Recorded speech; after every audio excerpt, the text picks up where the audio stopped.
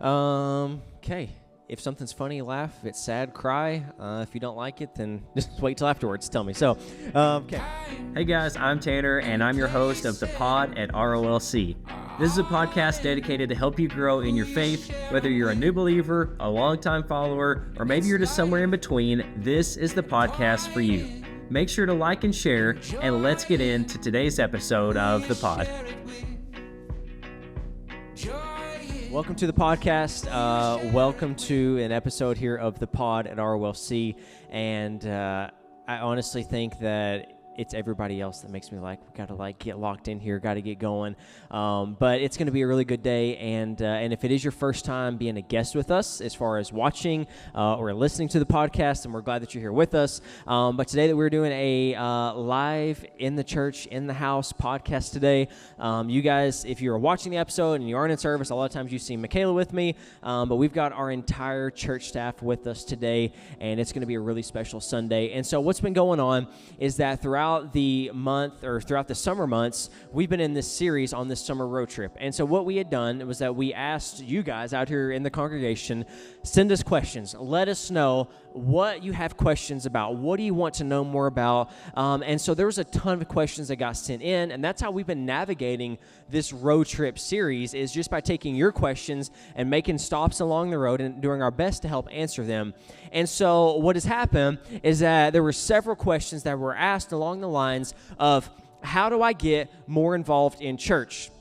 What areas in the church can I serve at? How did certain people get to where they are within the church? And so rather than just one person coming up here and sharing their own story on how this happened or how it looked like, we thought, well, what a better way than to take a lot of the people, just the day in, day out things that are going on around here, and let's sit down and talk about how we got to where we are at today.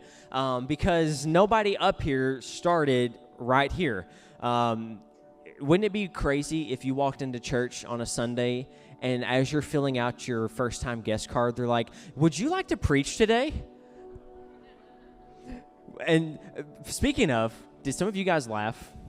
If you know, when Michaela was coming around with her paper, some of you guys are going to be preaching next Sunday. And for those of you that know, you know, and if not, then you'll get to see it. Wouldn't that be crazy, though? That'd be so bizarre that if you just walked into a church for the first time, they were like, okay, here's a microphone. You're going to preach. You're going to lead us today. You're like, I don't even know what I'm doing. Look, I'm not saying that all of us have anything figured out, but I wanted to be able to capture this today to share with you on how those of us that are up here got to where we're at.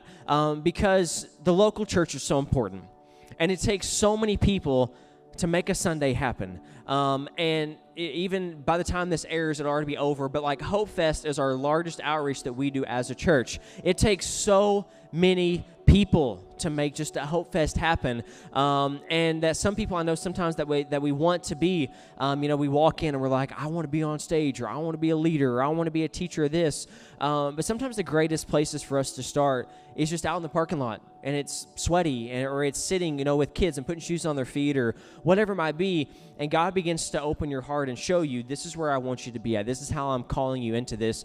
And so what we're going to do is I'm going to go through every single person up here, and I'm just going to kind of ask them and just have them share a little bit about their department of where they serve at now, but also talk about how they got to this point in life, of how they have landed here, because I want you guys to hear from, if you will, humble beginnings, or maybe not, who knows what's going to be said, but that for those of you that are out here, the whole purpose of this day is I hope that by the time the service is over, that you want to be involved, that you want to be a volunteer, that you want to serve somewhere, because for every single one of us, I think that's where the story really starts. It's just saying yes to somebody, to some need, and being a part of it. And so I'm just going to start with my most experienced podcast and co-host often, but I am going to start with my wife, Michaela, and just have her share a little bit about whether it is you want to talk about worship or you want to talk about all the other side of things that you do.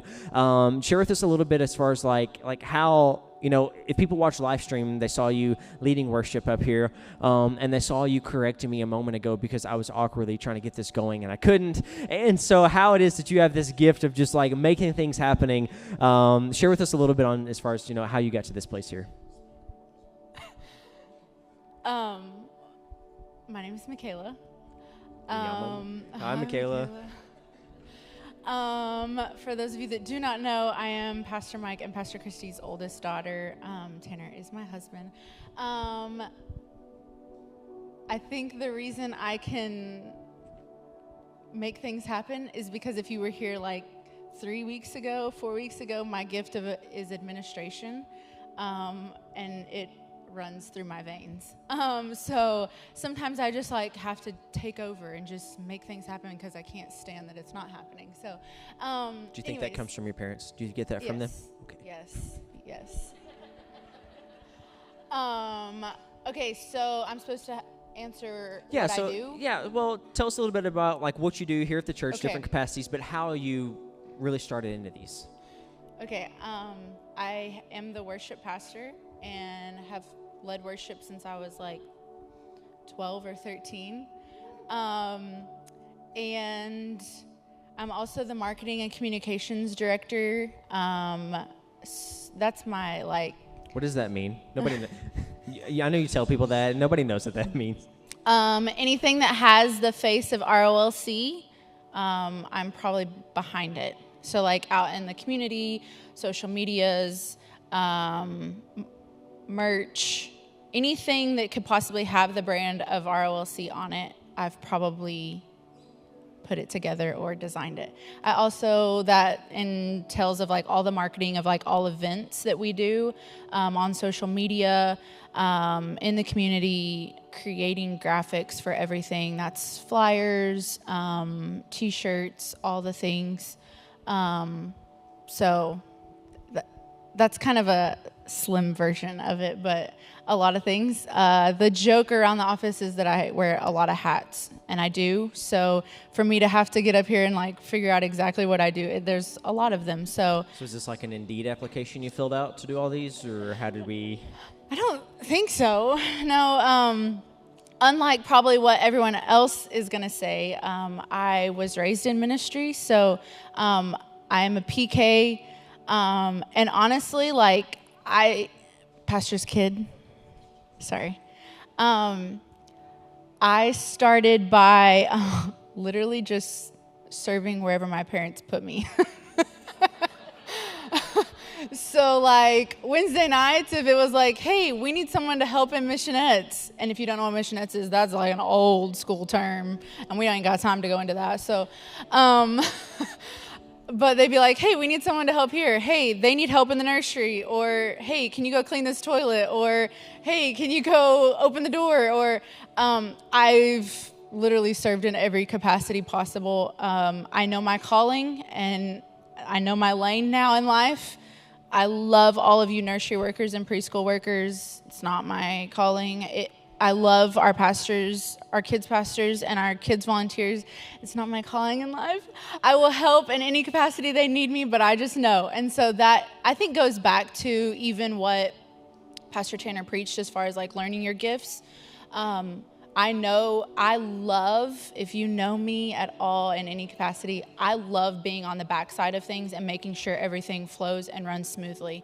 I thrive in that. I love to plan it out. I started planning ladies' conference September 15th of last year, the moment it was done for this year, because I love the details. I'm a very detailed person. I love the details all the way down to what it's going to say on Facebook to get your attention, to grab your attention. I love all of that. I become a nerd with things like that. So kind of what I hear from this is that you just, whatever, however, I'll just do whatever.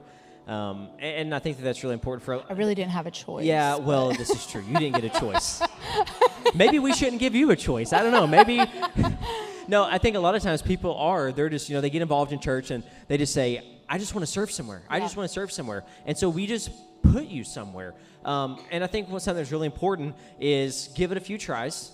And if you like it, do it. And if you don't, then tell somebody. Don't be miserable in it. And let's try something else. Let's see where you fit into. And so I think that's really just good for people to hear that you have tried everything and done everything, but that eventually you kind of get into your niche of what works and what you're supposed to be doing.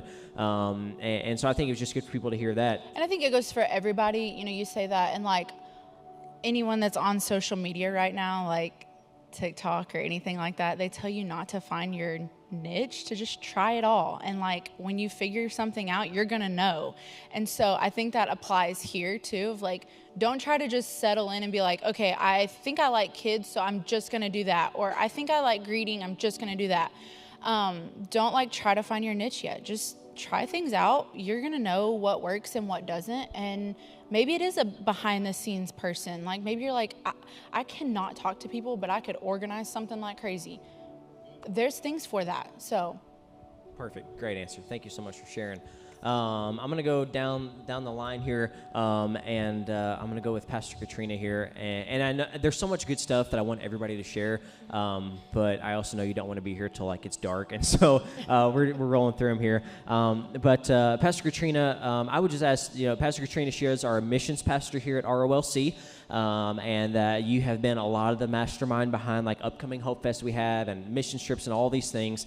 And so tell me, did you come in one day and that you were just like, you know what, I'm just going to wear like African attire to church and I'm just going to believe, I'm just going to be like, or how did you get to this point of being a missions pastor? Because that was not on at school. That was not the sign up to be a missions pastor. So tell us about this. Mine neither. I do have African dresses. I don't wear them, but you guys might think I'm a little strange. Well, I did not grow up in the church. When I came here in 2012, I would have told you I was a Christian, but I didn't really know Jesus. So I got saved, truly saved in this church. And no, missions was nowhere. I was just trying to figure out who I was and who God was. And so I just started serving. It took a little bit because I was still trying to figure out who I was, but I was one of those that was just asking, use me, let me do something. I started out teaching kids upstairs, junior. That's when we had Sunday school. You're welcome. We don't have that. But that's when we had Sunday school, so that's what I did. But I was actually sitting in a service. I don't remember who was speaking. It was a missionary. It's when everything was turned that way, and there was purple carpet. And I had been recently filled with the Holy Spirit, and I was just sitting in a service, and all of a sudden, I felt hot. I felt uncomfortable. And I heard the words Kenya in my spirit. Now, I'm just telling you, I'm from Arkansas and Texas. I don't know where Africa is. I don't know where Kenya is. I had no idea. I was freaked out, and I went to pastors and said, I think I'm supposed to do something in missions. And they're like, okay. And Pastor Christy said, well, you probably need to get a passport. And it took a little bit before I did that, but I kept feeling this urge. And one day I met Pastor Mike back in the old fellowship hall. Most of you probably don't even know what that was. Yeah, we're using terminology this morning that people are like, what are we, missionettes and yeah. Sunday school? And yeah, that's when we used to do potlucks, way back there. And that's a lot. We've been delivered. Hallelujah. But I just went back there. I didn't know what I was asking for. I didn't know what it meant. I just sat with him and said, I think I'm supposed to be doing something in missions. I was a single mom. It was very foreign to me. And Pastor Mike said, okay, yeah. He said, we love missionaries, but my job is to lead and feed, and we would love to have you do something. So I became the missions lady once a month, literally called the missions lady. And once a month, I just stood up for 5 minutes and talked about something that I truly did not know about yet. But the Lord did it. I mean, I'll just tell you, from then to where I'm at now, it was the Lord. I just said yes to every step. I did what he asked me to do, and he's the one that made it happen. It's beautiful. And amen. And I hope that already that you're hearing, not everybody's story is the same. I mean, how polar opposites of raised in it, always in it, forced to do, if you will, and then, honest, well, but it's It's kind of true. Look, if you have a family business and you make your kids, you get it. But but it's so different here of just like of coming in and just needing a relationship with Christ. And I think that's so important is that, and Pastor says it all the time, but hey, before you go inviting other people to get in your boat, like let's get our own holes filled. And before you can go be a missions pastor or a missions lady, let's get our relationship with Christ dialed in first, and then let's just start seeing where he draws our heart. And I think that's great for so many people. Of like, I want to serve, I want to be involved in it. But let's get a foundation built first, and then let's start being used. But let's get ourselves, let's get this thing taken care of here.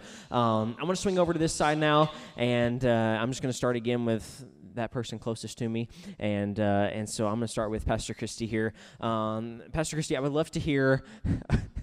Tell us everything that you've done, ever, and we'll have a lunch break intermission. So we'll stop for how long do we have? Yeah, no, I mean we've talked about this a little, even leading into this. You're here, and you are definitely not pastor's wife. I mean, you are co-pastor. I don't play the piano. Co-leader here. Thank God.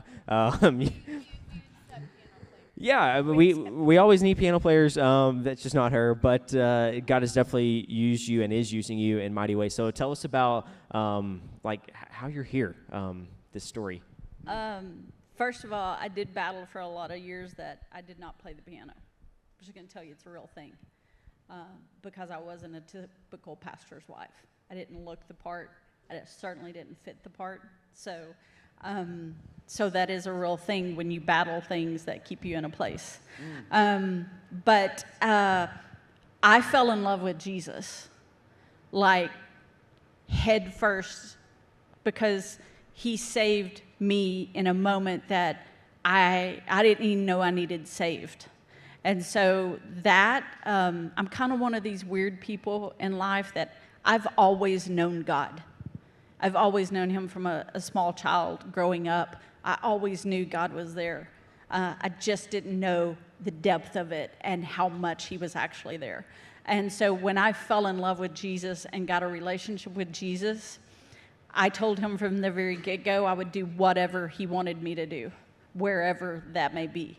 And so that's what has always been the answer all these years. I didn't know if my marriage would stay together or not, but I knew that I would do whatever he called me to do. Our marriage stayed together. The first thing he asked us to do was take pies in the face for a kid's cause. And it was like, seriously? I can pick a lot of other things to be doing besides this. But we've done pretty much everything. We've done kids ministry. We've done youth ministry. When we came here, there was 8 people. When you grow a church, people don't just walk in and you hand them a card and they go, hey, you're going to be this. You're going to teach our kids. You're going to teach our youth. You don't do that. And so you establish those things until God brings that person. And we're always growing for our next. And so I've always had to prepare ministries and look and see what the need is. If you see a need, you fill a need. And so that's kind of been our concept of like, what is the need? And who is setting out here in this congregation, God, that you have brought here for this specific purpose?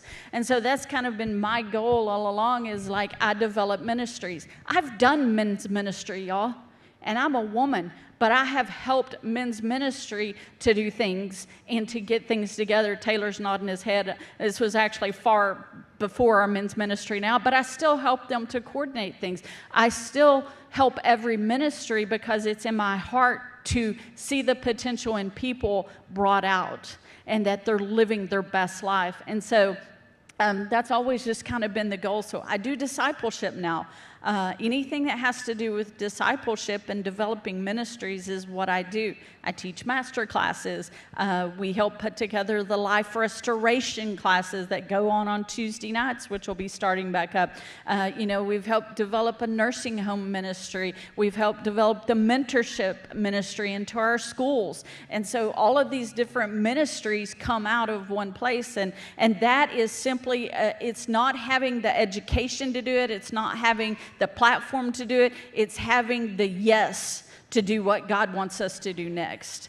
And it's always your next yes that's going to lead you into the place that God wants you to go. And so that's always just been my go-to is like, yes, God, I'll do whatever you want me to do. I have scrubbed toilets. I have mowed this yard. I have weed-eated this yard. I have run over bunny rabbits in this yard with the lawnmower.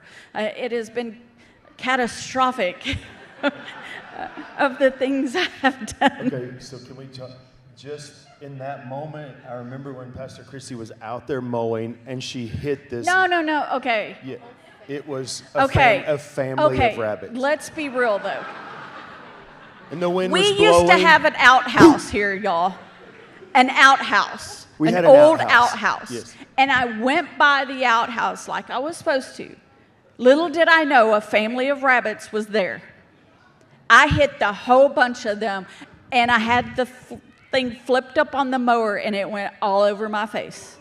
And the one that survived screamed its head off and ran to Caitlin. I thought something was happening to her, but she's screaming. I wasn't screaming. The rabbit was screaming. I was just sitting there going, Also, I've done some things. Also, though, too, what I got to say is something that I'll never forget, and please help me if I mutilated or whatever, but, Terrible wording. Terrible wording. That was a bad word. Anyway. I never thought we were going to have to put a rating on our podcast. This episode, when it gets posted on YouTube, we have to put not family appropriate. Mature audience only. Not for children. Mature audience only. Anyway, no. So, no, early on, as we referred to already, it was just funny because Christy wore many, many hats.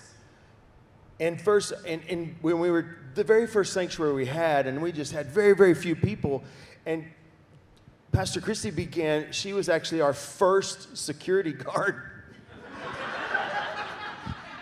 I mean, can you imagine? We had a few men in the church, but Christy's like, you coming in here drunk? You coming in here drunk with a gun? I mean, she's walking them out. And I'm like, some men help her. Is it true? It is. We actually had a revival one time, and a lady, we didn't have the pillars on the front porch that were out there at the time, and a lady drove up onto the steps of the church, and she's sitting out there, and all the men come to me and go, there's a woman out there in the She's on the porch. And I was like, she's on the porch. I go out there. She is on the porch, but she's in a vehicle. And she's pulled up there, and she's got a gun in her hand. So I got in the vehicle with her. And I'm like, hey, what's up? Hopefully we're hearing the Holy Spirit on this. Needless to say, she was suicidal. She wasn't going to hurt anyone except for herself. She ended up coming in to that service and getting saved. Yeah. So you just don't know, where your yes and obeying who God has called you to be is going to take you. Now, I know that's not everybody's calling, but I know everyone has a calling. Everyone has a purpose. Everyone has something that you're supposed to be doing. And yes, Michaela was forced into some things because she was our child, not really forced, but it is a family business. And so it was like, we knew what was in our kids, but there also came a time where it was like, this is for you to decide what you do with your life. This is time for you to fly. When we saw that was when she started taking on who she is now. And so, it's beautiful to see that in people, and not just our family, but in each and every person. So, yeah. So we're always developing ministries around here. Again, we see a need, we fill a need. Can we fill every one of them? No. Because what we do like to do is if we see a ministry thriving in town, we're going to go help them, because why recreate the wheel when they're already doing it well? We're just going to wear our ROLC shirt and go be a blessing to them and tell them, hey, we're in this thing too. We're in it together. Yep, absolutely. Great answer. And I think it's great for people to hear, too, of, so many times we think about serving and being a part, and we think it's only the church, but, so many things you just listed there are not things that are happening within here. You're talking about nursing home ministries, and you're talking about, like, all these different things that are outside of here. And so for people, they're like, I want to be involved, I want to do something, do something right where you're at, that there's plenty of a field of harvest wherever you might be. And so thank you for sharing on that. Pastor Mike, we would love to know, how you became Pastor Mike in 5 minutes. Ish. I mean, you're the boss, so you can get 6, I guess. Okay. But but no, I mean, like, you're here and you're leading, and something that I want you to hear me on this, church, that there's been many times that him and we've sat together and we've talked about things, and that he's told me, he was like, these are things I've never done, that a lot of things that maybe hasn't been shown. And I think that's something that's been so admirable for me to sit in front of him and hear him say is that I don't know, but I'm going to find somebody that does. And until I find that person, I'm just going to keep praying. But I'm going to pray that God would send somebody in my life that's been where I'm headed and can help me do this. And so there's a lot of great stuff in here about just leaning, not being so prideful, and saying, hey, maybe I don't know everything, but I can lean on other people. So share us a little bit about just this story. I think one on that note, just right there, just what's important, I think, even as a man and speaking to men in the room, I can remember there was a time in my life where I turned the coin over and I wasn't afraid to ask for instructions. I wasn't afraid to ask for directions, because I think that becomes a real prideful place in our lives. And I think even to become a great leader, there's always somebody who knows more. I even learned from my own father that, my own father told me one time, he said, there's always going to be somebody bigger than you. And when we start thinking we're getting too big for our britches, there's always going to be somebody out there. But no, I never had it ever in the realm of becoming a senior pastor or a pastor. When we got called into ministry, literally, I mean, I ran from God for many, many years. Ran from God. Didn't want to have anything to do with church. Didn't want to have anything to do with God. For many, many years, as you've heard our testimony of, how I was just horrible for a certain time and a season in my life. And then, as she mentioned, when I got saved, she was already saved for 3 years. And when I first got saved, within 2 weeks, it was like the Lord knew, if I don't get you in somewhere right now, get you zeroed in on something, it may be hard. So we went out, and I really didn't want to have anything to do with kids. But it does. It's special. We had a 14-month-old. So. Right. Well, I was learning how to figure that out, too. Like, what do you do with this? So they asked us to take pies in the face. They had a competition out there in kids' church. And next thing I know, we're right there. Next thing I know, I'm learning how to do puppets. And next thing I know, we're in children's ministry. Next thing I know, we're running children's ministry. So we had worked up through the ranks. I mean, we started in children's ministry, then we started doing all the children's ministry. We started traveling. We did camps. There's 3 other personalities up here. At all times. I mean, still, sometimes they come out, and I still have those puppets. The family. We should have asked them to join us today. That would have been so good. They could have talked about the bunnies.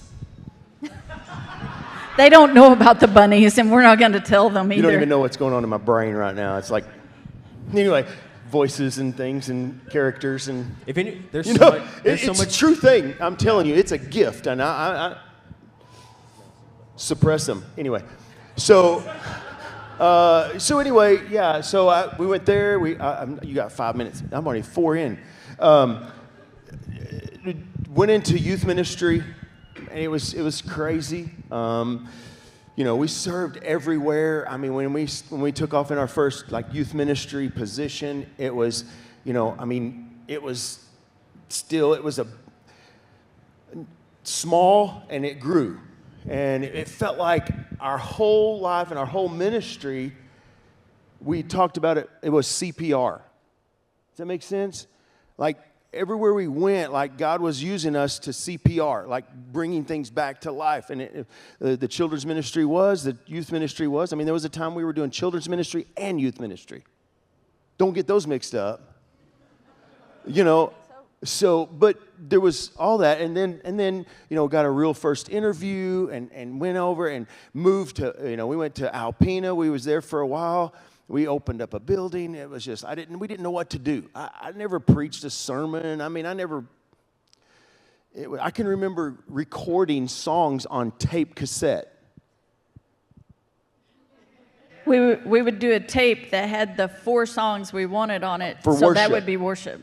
We had a little building, had an air hockey machine and pool tables, and next thing I know, kids are piled up sitting on pool tables and air hockey machines. I mean, it was just, I would push play. I would leave a space in between the songs so I could talk.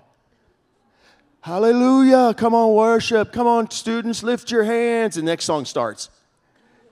I was a worship leader. I was on fire. So anyway, it was just all those things, we did youth ministry. Then we went to Mountain Home and then all that, and served, was on staff, started really understanding. And then I remember sitting in the office of Pastor Mike over there at Mountain Home, and I felt like something was stirring in my heart. I said, there's revival coming. There's revival coming. I know it. It's coming in the youth. It's coming in the church. I don't know where, but there's a move of God that's happening. And he looked at me and went totally off course and said, there's not room in this church for 2 pastors. And I was like, what's that mean? He sensed it. He knew it. And there we go. I mean, next thing I know, we're called right into, we got called over here. There's a lot of stories, there's a lot of backstory, but I was like, I'm not a pastor. I don't want to be a pastor. I don't even know how to be a pastor. And then the Lord just brought us here, as she referred to. We started off with 8 people, small church, CPR again. Bring it back, just, work hard, do everything you can. I don't know. I'd never preached 3 sermons in a week. And then we left there. We was on staff, had a beautiful home and all that, sold everything, moved into a 700 square foot home that was unbelievably horrible. Michaela even asked us at the age of 11, I think she was 11, is that right? She was 11 when we moved here, and she says, does God hate us? It's a viable question, right? Because everything got turned upside down, it felt like to her. She always wanted to be in a youth ministry, and we had a thriving youth ministry, 80 students, over there. And that's all she wanted to do. I want to be in a youth ministry, and we moved her right when she's going into youth. No one here. You're the only youth. You're in youth. Actually, there's no youth, so go teach kids' church. We got here, went back to construction. We both went to work. We had to go back into the workforce and start building houses again. Or she didn't build houses, I did. And, crawl off a roof, preach on Wednesday nights, have 2 sermons, 2 different sermons, Sunday morning, Sunday night. It was just, all the things that, that had come with it. I never wanted to be a pastor, but God called me to be a pastor, and I look back now, and I'm almost going on 20 years here, and how things have changed, and we listen to stories, and we get to tell those stories sometimes, and they kind of pop up, and you're like, wow. God is good.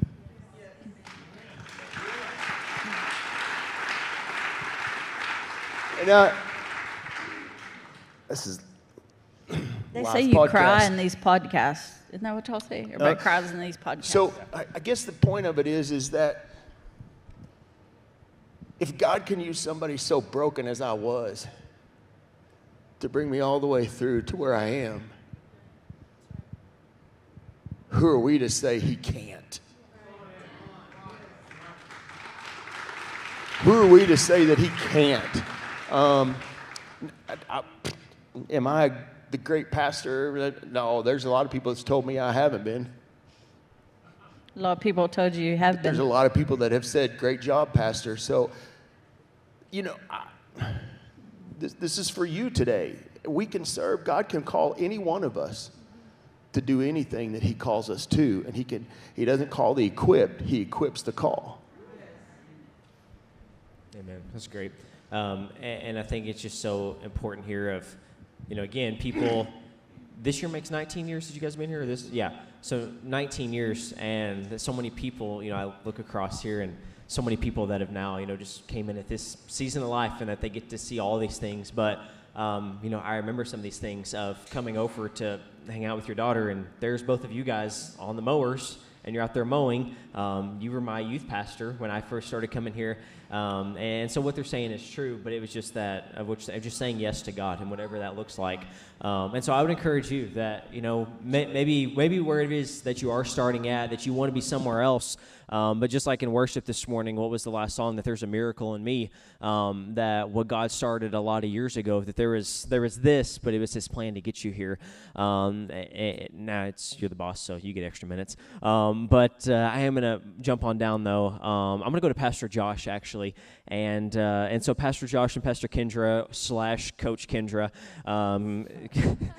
Kendra's a CrossFit coach, and she killed us this week.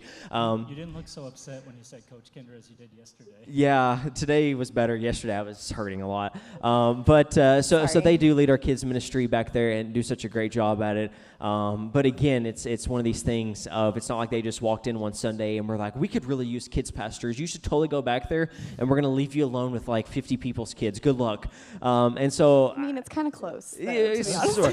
It feels like that's what happened. But I want you guys, I know a lot of the story is probably going to be similar, but Pastor Josh, I do want you to share maybe a little bit uniquely, like your story of getting you here, and just tell us how you kind of got involved in all this. Okay. So let's see. I grew up as as pastor kid also. So I was always in church. We went to several different churches, just kind of following that around. But so it seemed like every time we moved, we would move to a different church right at the tail end of as I was about to get into something. So it'd be like about to get to be a part of youth, and then we moved. Or got to be a part of some kids ministry or something, got moved. And it just seemed like typically the theme is bounced around like that. But so I ended up having to do a lot of things, and just, I wouldn't call it serving, a lot of working. But there's a lot of working. And I actually resented it. There was some frustration there because I never got to be a part of it, but I always had to just work and just do things. And so it didn't feel like there was ever that payoff. But I remember I was in high school. I got asked to volunteer for it's like a Christian basketball camp.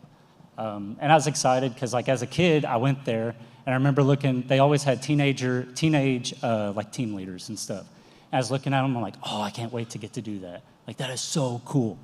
And so finally my chance came, and I got to do it, and I was excited.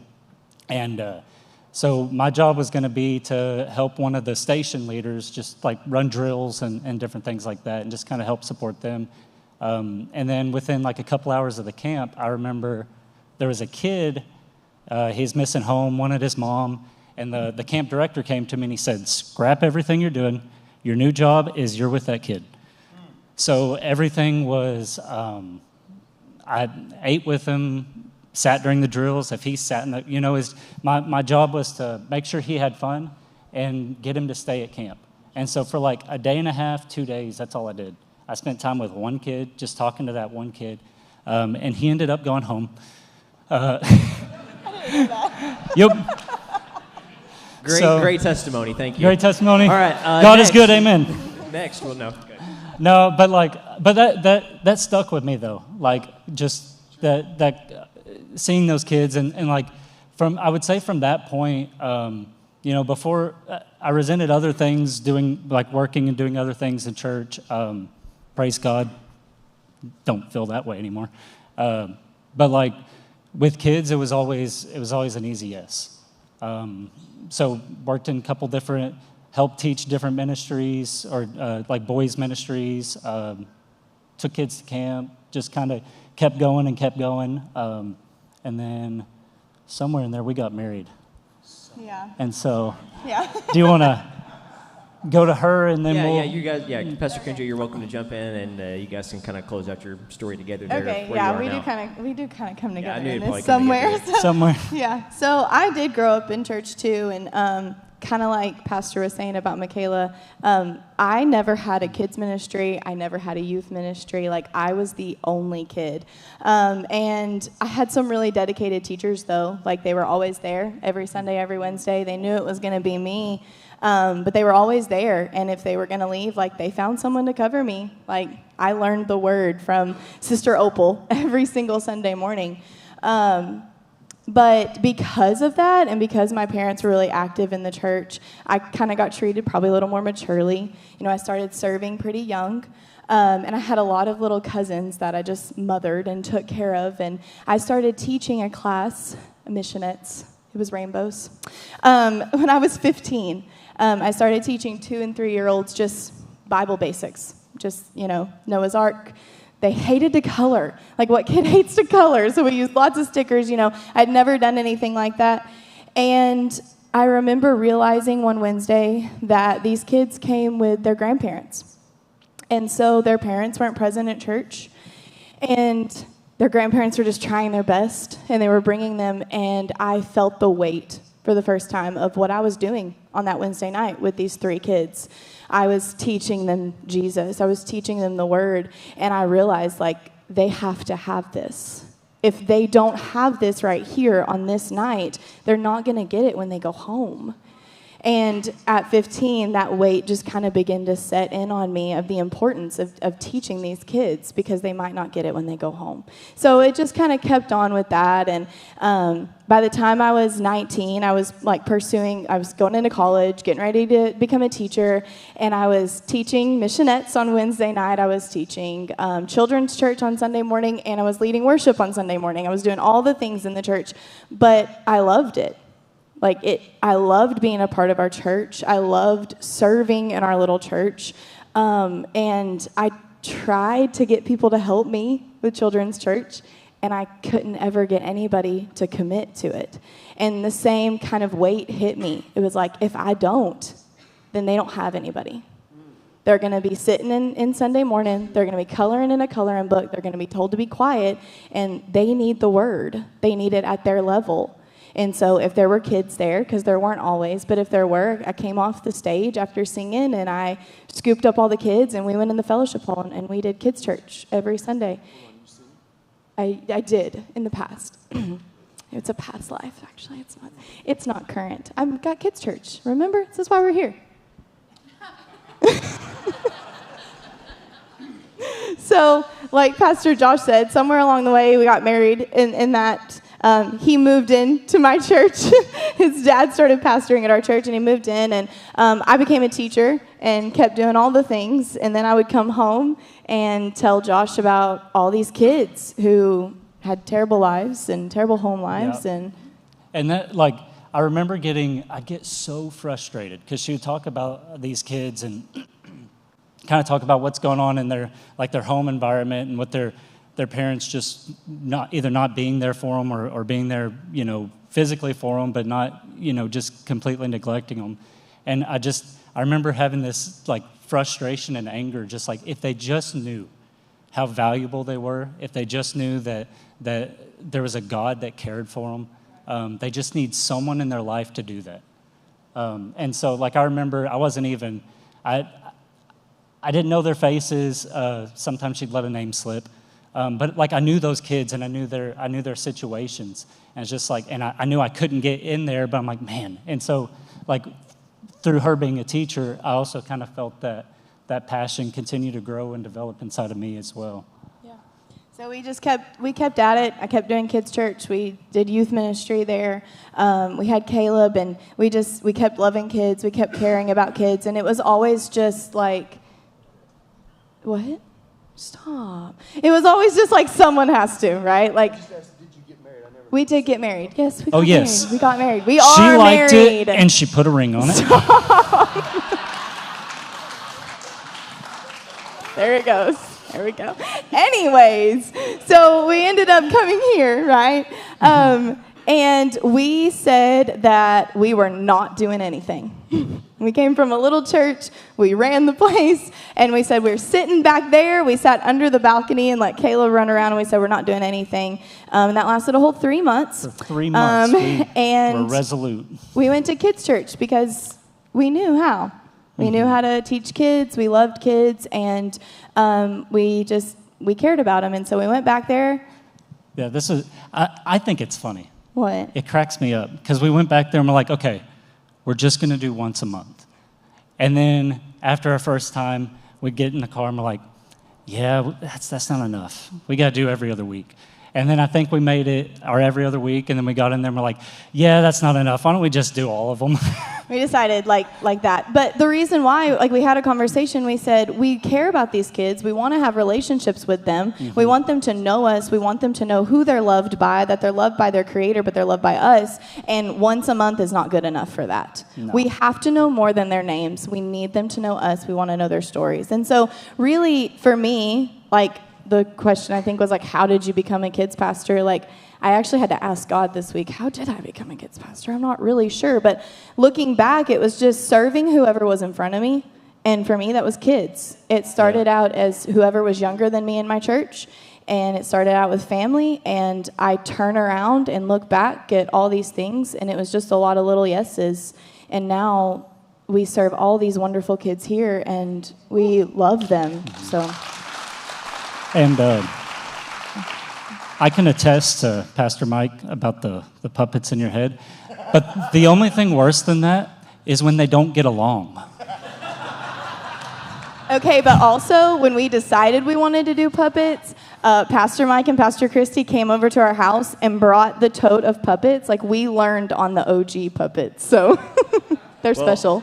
Next Sunday, I'm going to go ahead and let this in. Next Sunday, we're actually having an entire Sunday on mental health and spiritually. What's talking about that? So I'm going to need a special session afterwards. So if you have served in the puppet ministry, I think the front row would be a great place for you. We're actually going to have a doctor with us and a counselor, so it's going to be a really powerful Sunday. We're going to be for healing and just one voice. One moment in our puppet time and our I had a character. I came out in the character talking as another puppet. Pastor Christy's going, she keeps talking to me like I'm who I'm supposed to be, but I'm actually talking in a voice like a puppet. And you don't talk about. That's confusing. Yes. Be here next week. Mental deliverance is happening.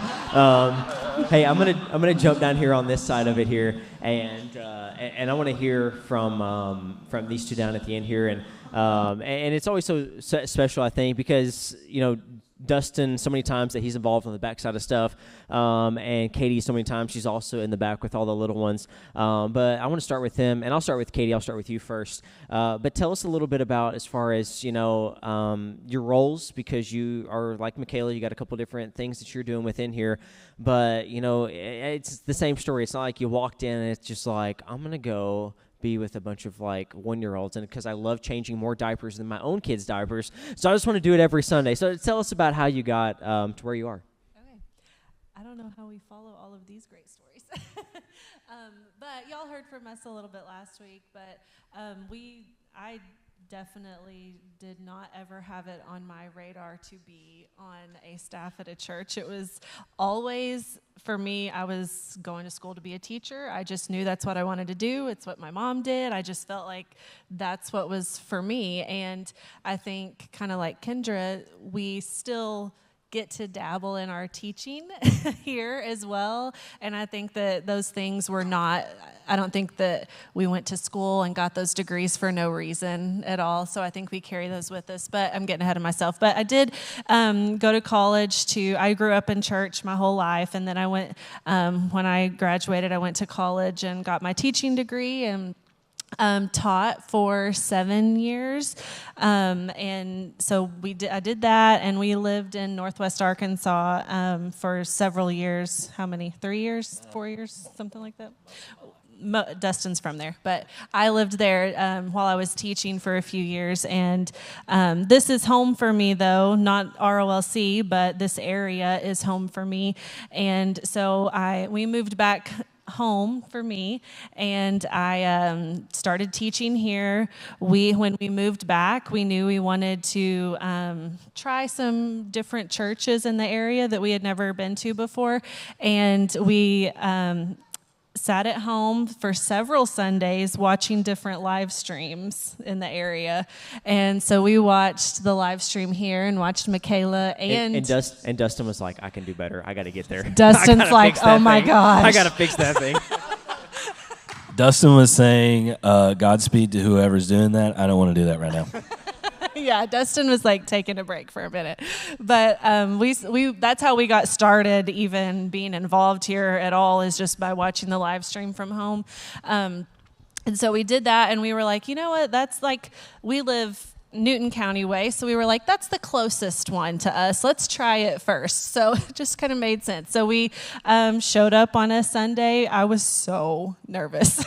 I was so nervous, but everyone was nice. I remembered seeing Michaela like in the hallway out here, and I was like, I know her from camp. Like, I know we've been to camp together. So anyway, I remember like talking to some people, seeing some people that I knew, which made me feel a little better. But again, we sat in the back. We had a little baby, and so we sat in the back, and we were like kind of in and out real quick. And so we looked at each other afterwards, and we were like, we really enjoyed that. Like, I think, and we were like very hesitant. We had come kind of out of a hard season. And so we were like, you know, we didn't really want to like jump the gun on anything, but we never tried any other churches. So we ended up just like, we were here, and then we just got rooted in here and got plugged in. And we've been here ever since. And that was in 2020, right? 2020. So almost 5 years. But yeah, I was still teaching. Actually, I don't remember exactly how long it was before you came on staff, or you came on staff before I did. But he came on staff very part-time pretty quickly.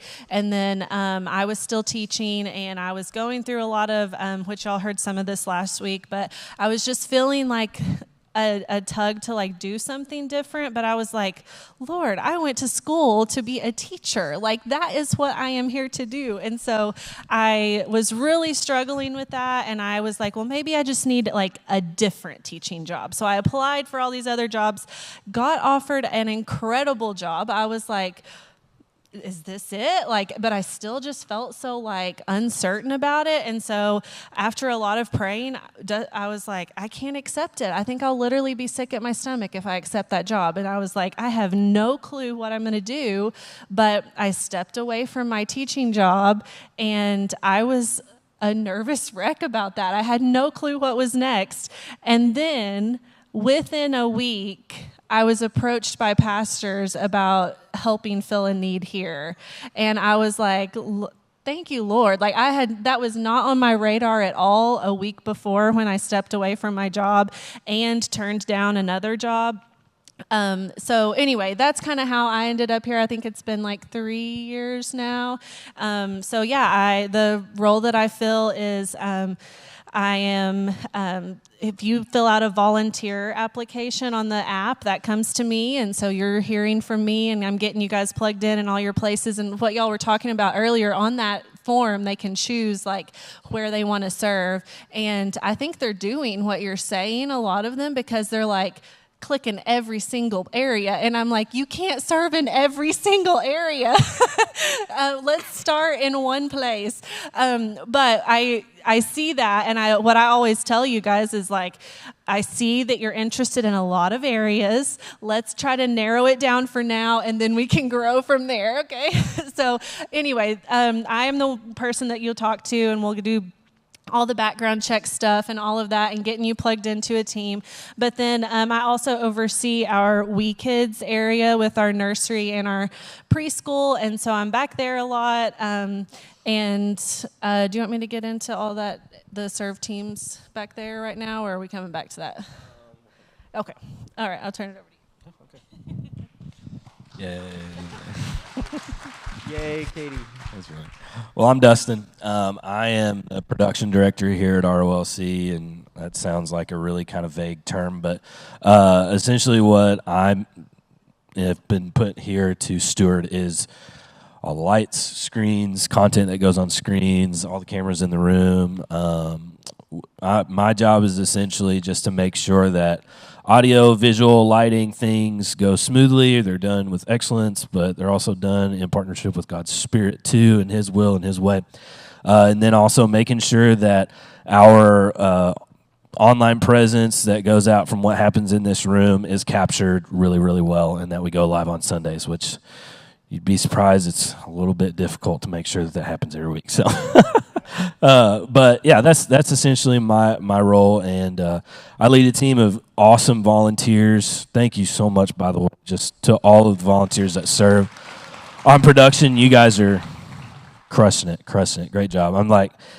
I'll be honest, sitting up here and then like just not feeling like anything is being left undone or left unattended to, like it's being done well.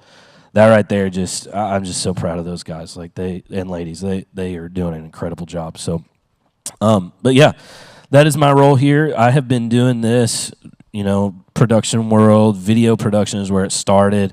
Just real quick, I'll just like 2 minutes. I'll just tell you my background. But I started in church. That's where all of this like passion and obsession with audio, video, and lighting started, was in church. I grew up in a ministry home, and so ministry is a little bit of my DNA. And even though I'm not in like full-time ministry right now, it's definitely still a very heavy part of what I do. I own a couple of businesses, and I do video production. And that's kind of my primary job. But all of that stemmed from church, and it just came from realizing that there was a need. Like, pastor would be like, man, I wish that there was somebody who could make a video about this event that we have coming up, in the next 2 months. And it was like, well, I can try, I can make it happen. And then just kind of quickly just turned into over and over and over being asked to do things like that, and asked to mix audio, or asked to, make sure that the lights are turned on and turned off at the right times during service. And so I started in church, still serving in ministry, and I love everything about what I do. This is my spot in the kingdom. So, amen. And one final thing here I'll kind of mention as we're somewhat closing this up here. We've also got one more person that helps us out throughout the week, and he's not up here because he is kind of helping make sure all this is running. But Caden, he helps us out, and he really is the one. He does like all the editing on these podcasts and gets them out there. But for his story, it's he came back. He went to a summer camp, quit his job, came back home, and he just started showing up at the church every single day. And was asking, what can I help with? And after 4 months, we kind of felt guilty of like, man, he's here like every day. And he's doing everything. So we should like maybe pay him a little bit for something for being here. And so he's just jumped in, and he's learned so much from Dustin and from you teaching him. And so it's so important to think of, we've talked about all these different areas.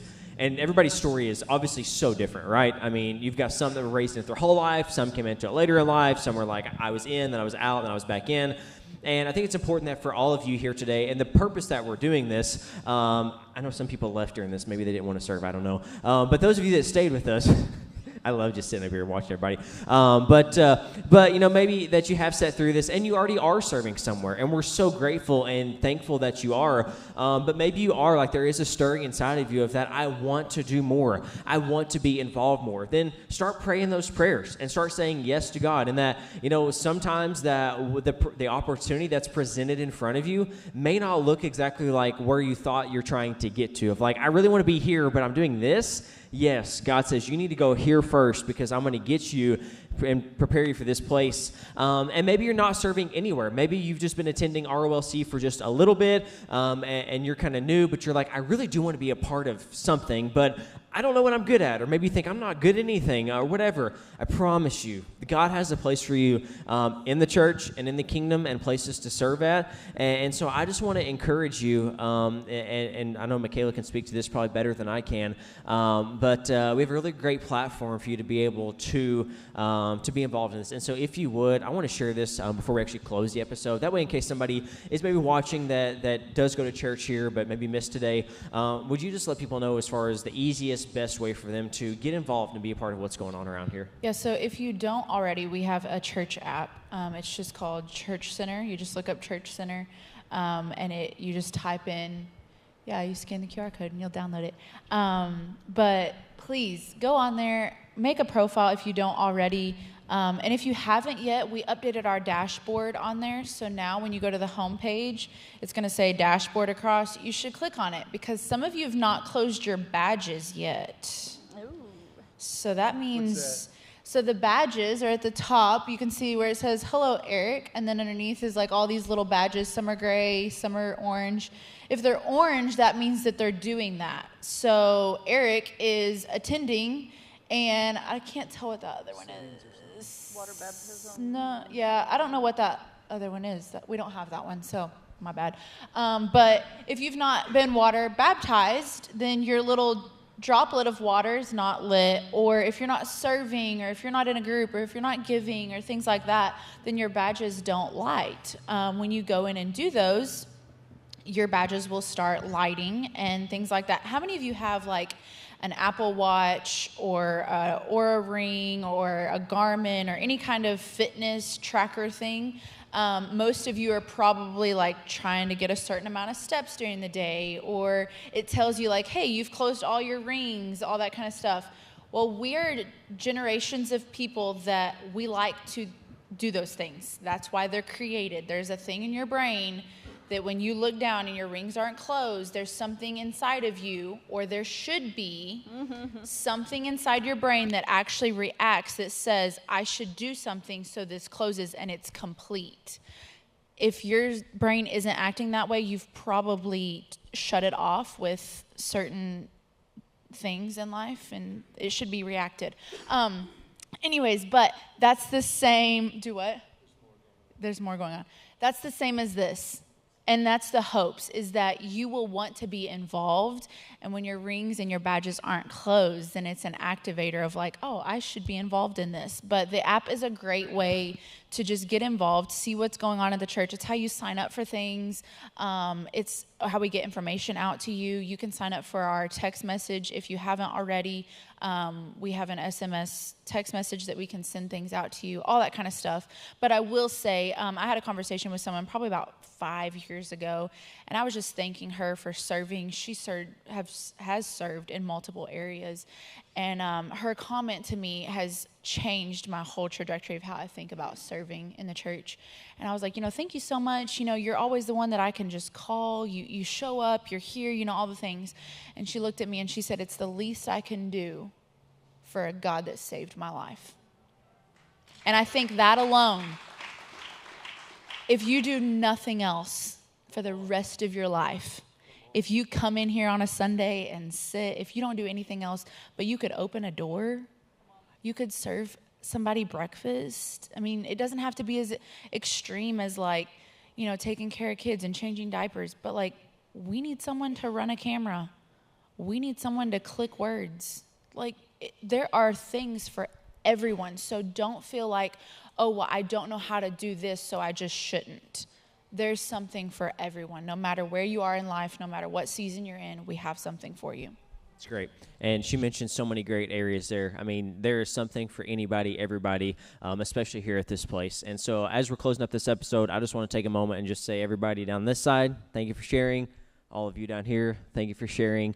And for those of you that are watching the podcast later, listening to it, we just want to say thank you for watching the episode. Make sure that you're following us, liking all of our pages, share this, get it out there, and we'll see you on the next episode of The Pod.